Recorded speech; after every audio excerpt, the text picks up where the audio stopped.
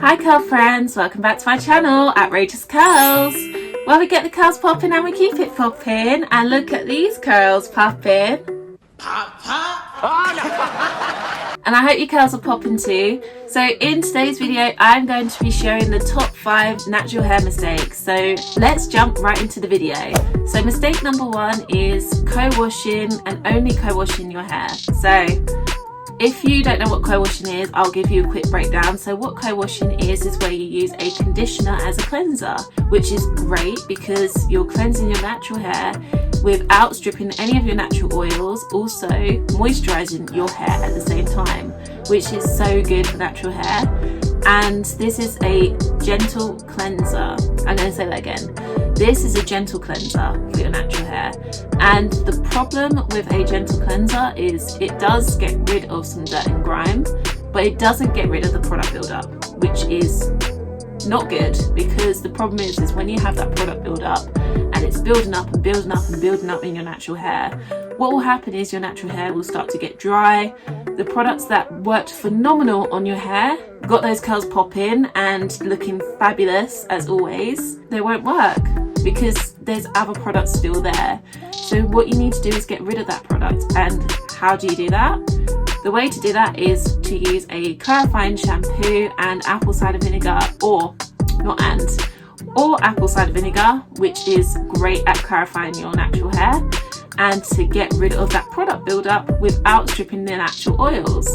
And I do have some videos available on how to clarify your natural hair, which I'll link above here, and also for the apple cider vinegar as well. Mistake number 2 that you can make with your natural hair is not applying enough products and overdoing it. I have made the mistake of doing that on both. I have overdone it and I have underdone it. It was not good.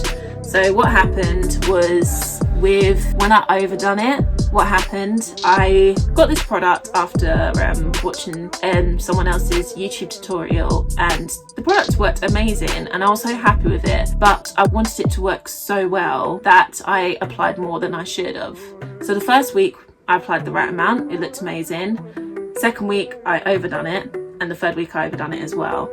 And by the third week I was a bit like, why is my hair like really frizzy and why is it like really dry by like the third day after doing my curly hair routine? And it was because I was overdoing it. This product, I swear, should have lasted like 2 to 3 months.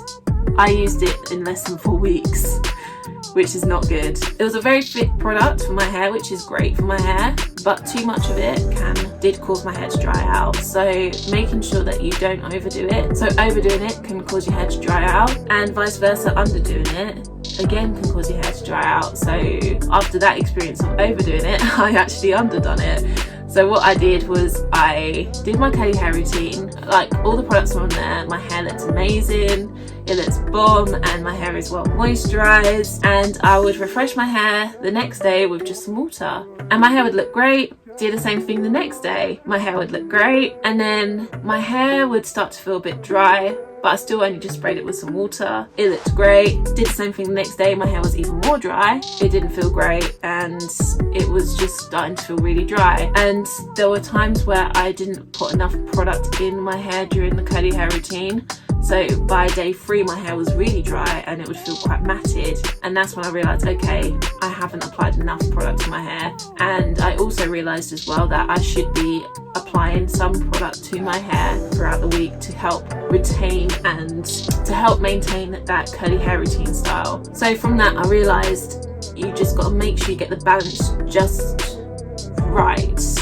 You don't have to get it perfect, just right for your hair. So when you feel like you've kind of overdone it with your hair, like you've used so much product, you can feel it when you are applying the product to your hair, and you can see it as well. Like you'll see like white sort of residue, sort of thick parts here and there throughout your hair. So what you can do is, if you do see that, if you've got like a microfiber towel or a t-shirt, just like get it and then you can just like clump the hair like that, and then that can just help get rid of some of the products. So then if you have overdone it, you have removed some of the products in your hair and you have allowed the right amount of product still into your hair. When you have underdone it, you can just, if you're not sure if you've underdone it, what you can do is, if you just go through like this And if you don't feel like there's enough product there, just apply it just a little bit more.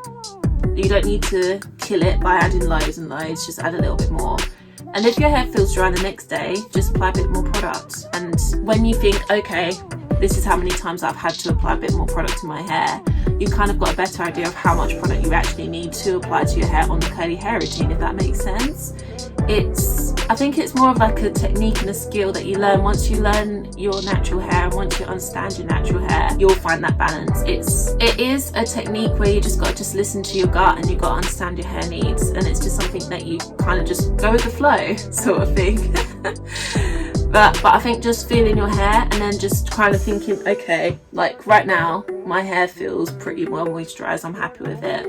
So at the moment I won't pour any more product into my hair, probably only a little bit before going to bed, but I'll only focus on the ends because it doesn't need it anywhere else. Whereas by Friday it might need quite a bit more product because I only washed my hair on Sunday, so it's only been about 3 days or so since I've done my curly hair routine, so I've still got a good amount of product still working in my hair from when I refreshed it this morning. Mistake number 3 is not having a healthy diet. So like Donkey says to Shrek, is you are what you eat, is so true.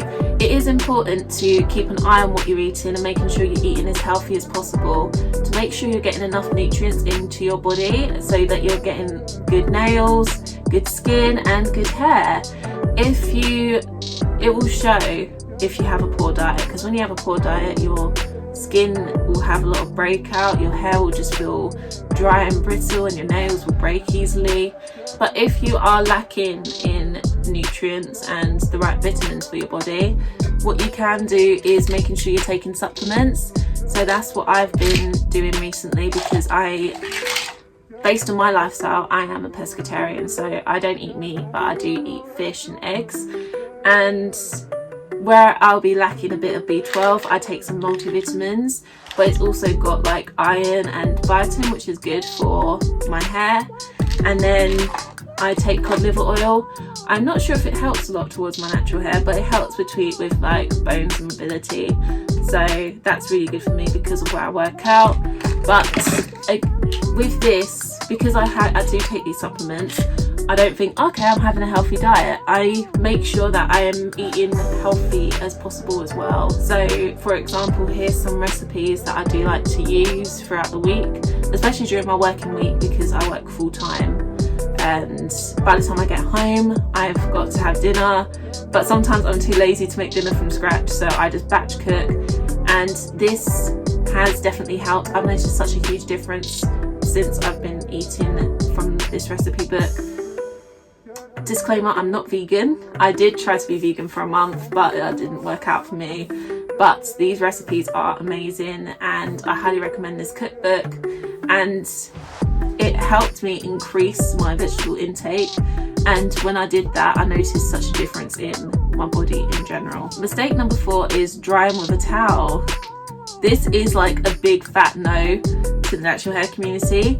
Towels are probably one of the worst things you can put on your natural hair, because with towels they have like these little nubs, as you can see on here, and what will happen is your hair will get caught, and like certain hair strands will get caught on them, and that will cause it to get frizzy and dry. And with a towel as well, it will just soak out the water, which is great, it will dry your hair, but along with that it can also soak out the moisture of the product, so then it will really dry out your hair, so you don't have the moisture of the products in your hair anymore, so your hair will just feel really dry, it will feel brittle.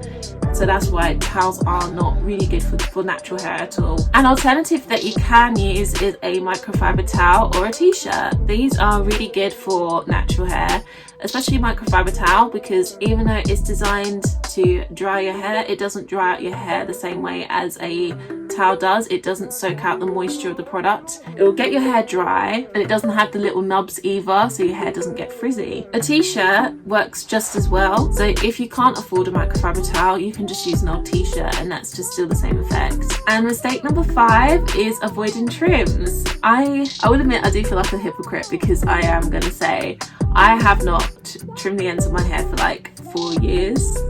I know, not good at all. I trimmed my hair before when I was transitioning. I did so well, and then I followed the curly girl method. If you haven't read the book, it's a good read and shares a technique on how to cut curly hair, of like doing the S and the C, and I did that and I followed it, but what happened was I unevened my hair, so my hair was like all different layers and it just didn't look good. So I have not cut my hair since. If a hairstylist is watching this and they probably heard what I've just said, they'll think, oh god, this girl.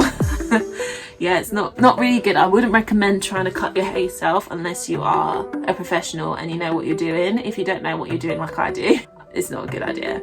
So if you're like me and you just want to trim the ends, what you can do is you can just, if you put your hair into braids, you just literally just go like that, like the small amount, just get rid of those ends. That's better than nothing. Or alternatively, you can ask someone else to help you if you know someone, or if you're happy to, you can go to a hair salon.